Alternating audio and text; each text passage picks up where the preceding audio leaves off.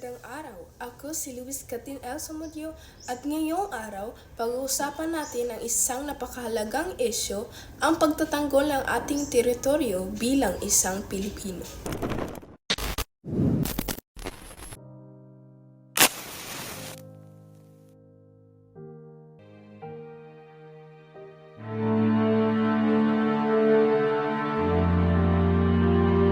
Mahal ko ang aking bayan, pagkat utang ko rito at magiging utang pa ang aking kaligayahan.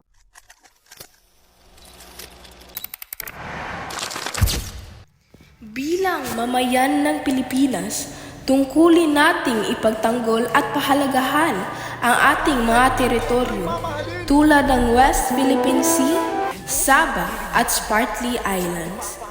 Ang mga lugar na ito ay hindi lamang basta bahagi ng mapa, kundi bahagi ng ating kasaysayan, kultura at kabuhayan. Dito nanggagaling ang maraming yamang dagat na nagbibigay ng hanapbuhay sa libu-libong mangingisdang Pilipino. Ang bawat isdang kanilang nahuli at ang bawat alon na humpahampas sa ating karagatan ay paalala na ito ay atin, bahagi ng ating pagkakakilanlan bilang isang malayang bansa. Ang pagiging makabayan ay hindi nasusukat sa laki ng ating ginagawa, kundi sa katapatan ng ating puso. Sa ating bayan, maaari natin ito ipakita sa simpleng paraan, sa paggalang sa watawat, sa pagtangkilik sa produktong Pilipino.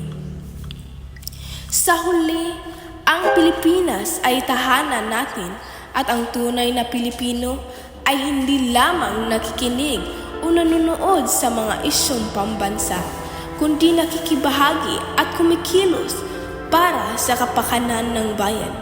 Ipagmalaki natin ang ating lahi, ipagtanggol ang ating teritoryo, at ipakita sa mundo na ang bawat Pilipino ay handang tumindig para sa kanyang inang bayan. Ang bawat maliit na hakbang tungo sa pagkakaisa ay malaking ambag para sa panatili ng ating kalayaan at karapatan. Sa mga kababayan, ipaglaban natin ang ating karapatan sa ating teritoryo, maging makabayan, maging mulat at ipagmalaki ang ating bansang Pilipinas.